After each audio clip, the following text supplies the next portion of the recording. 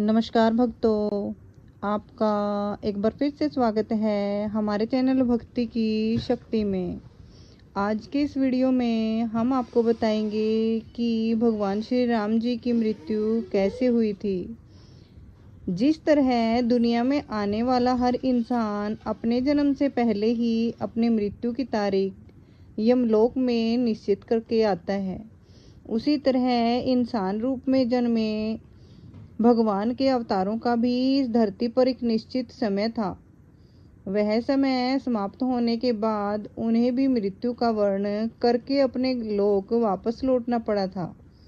नमस्कार भक्तों, हमारी इस एक रोचक सी कहानी में आपका स्वागत है।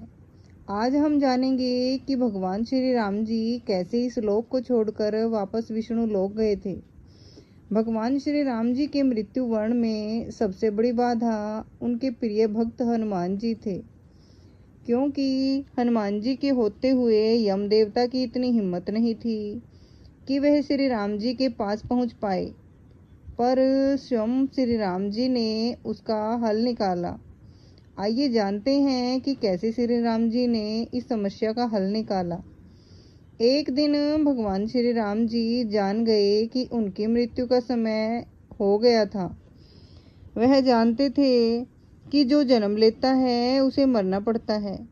यम को मुझ तक आने दो, मेरे लिए मेरे वैकुंठ धाम जाने का समय आ गया है, उन्होंने कहा। लेकिन मृत्यु के देवता यम अयोध्या में घुसने से डरते थे, क्योंकि उनको राम जी के परम भक्त और उनके महल के मुख्य प्रहरी हनुमान जी से भय लगता था।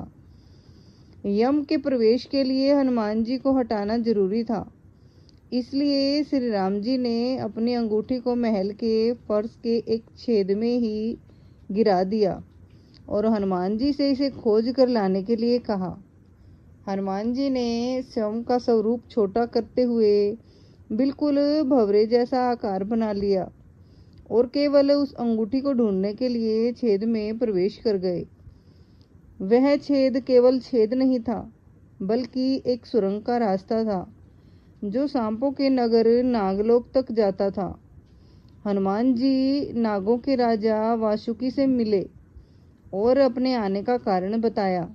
वासुकी हनुमान जी को नागलोक के मध्य में ले गए, जहां अंगूठियों का पहाड़ जैसा ढेर लगा हुआ था।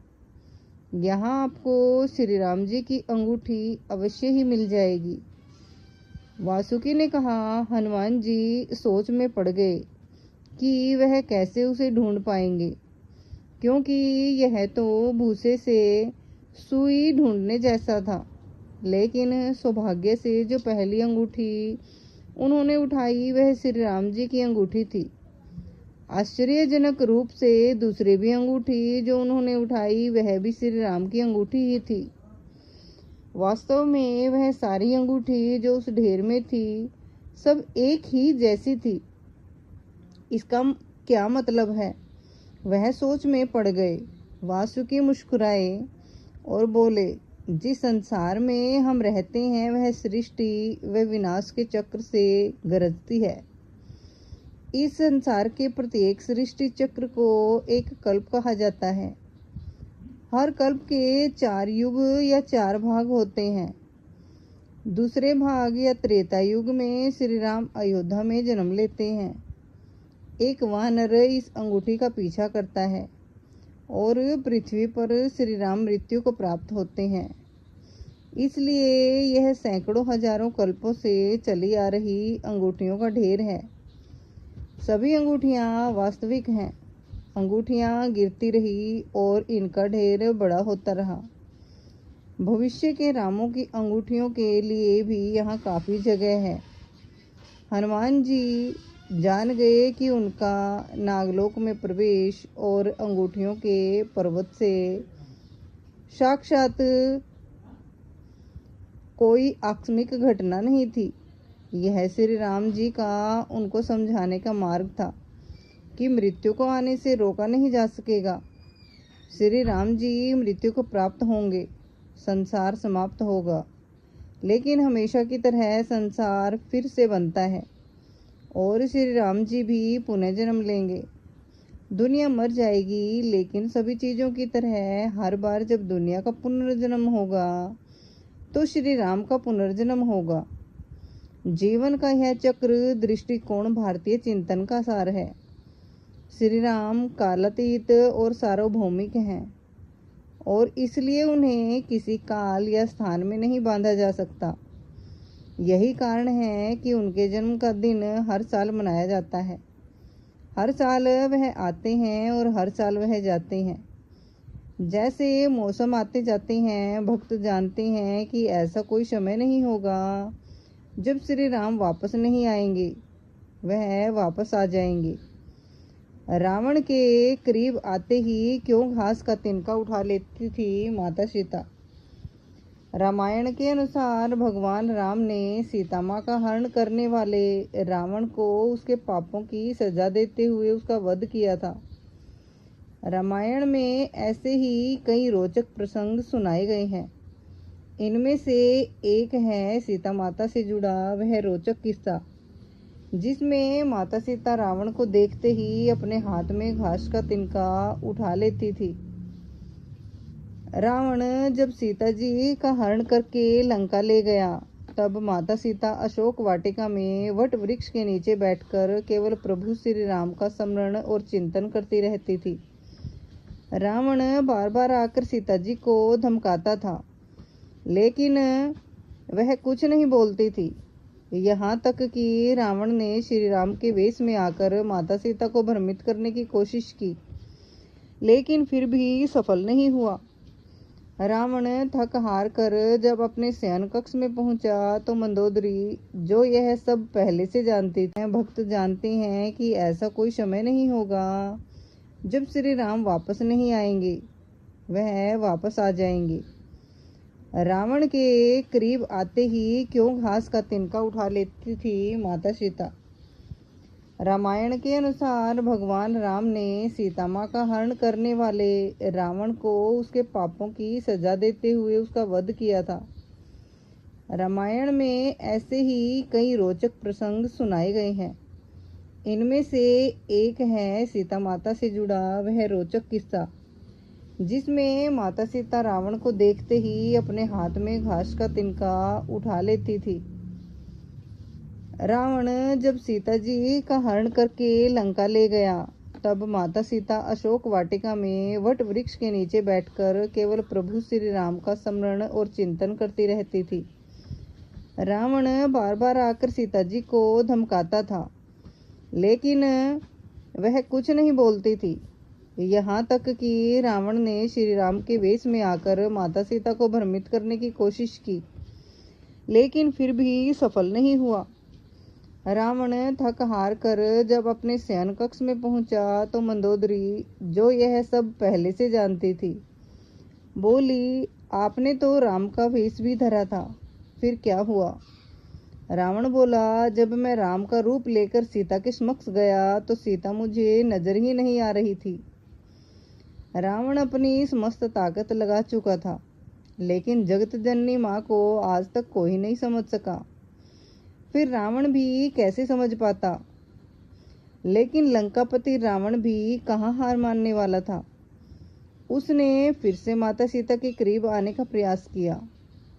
वह सीता माँ से आकर बोला, मैं तुमसे सीधे सीधे संवाद करता हूँ, लेकिन तुम कैसी नारी हो कि मेरे आते ही घास का तिनका उठाकर उसे ही घूर घूर कर देखने लगती हो।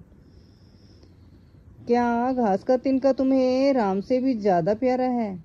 रावण के इस प्रश्न को सुनकर माता सीता बिल्कुल चुप हो गई और उनकी आंखों से आंसुओं की धार बह पड़ी।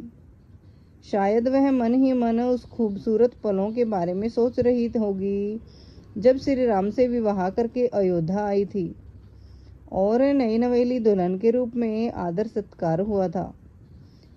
दशरथ की खीर में गिरा तनका।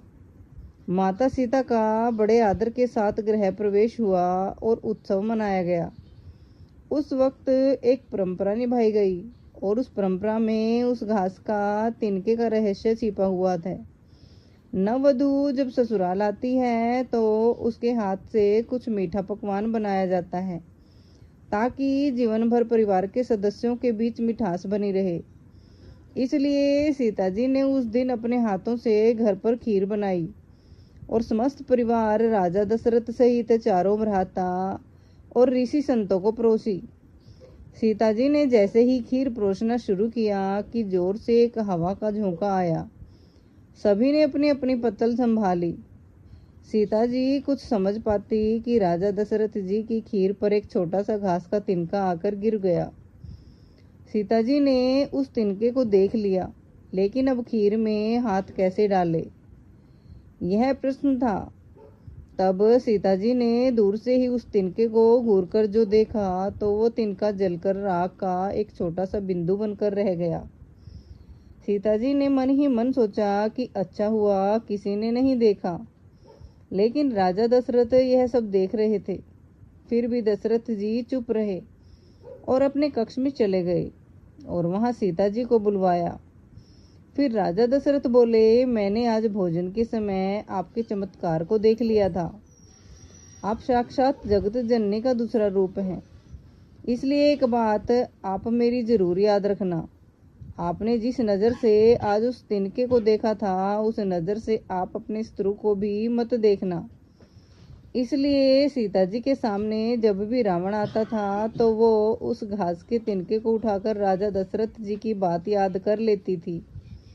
सीता जी चाहती थी तो रावण को अपनी एक नज़र से ही भस्म कर सकती थी, लेकिन राजा दशरथ जी को दिए वचन की वजह से वह शांत रही। कैकेयी का वर मांगना।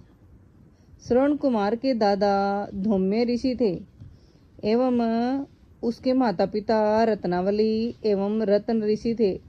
रतन ऋषि नंदीग्राम के राजा अशोकपति के राजपुरोहित थे। अशोकपति राजा की कन्या का नाम कैकेयी था। रतन ऋषि ने कैकेयी को सभी शास्त्र सिखाए और वह बताया कि यदि दशरथ की संतान हुई तो वह संतान राजगद्दी पर नहीं बैठ पाएगी, अथवा दशरथ की मृत्यु के पश्चात यदि 14 वर्ष के दौरान राज सिंहासन पर कोई संतान बैठ भी गई तो रघुवंश नष्ट हो जाएगा। ऐसी होने को टालने के लिए आगे चलकर वशिष्ठ ऋषि ने कैकेयी को दशरथ से 2 वर मांगने के लिए कहा। उनमें से एक वर से उन्होंने राम को 14 वर्ष तक ही वनवास भेजा और दूसरे वर से भरत को राज्य देने के लिए कहा। उन्हें ज्ञात था कि राम के रहते भरत राजा बनना स्वीकार नहीं करेंगे, अर्थात राज सिंहासन पर नहीं बैठेंगे।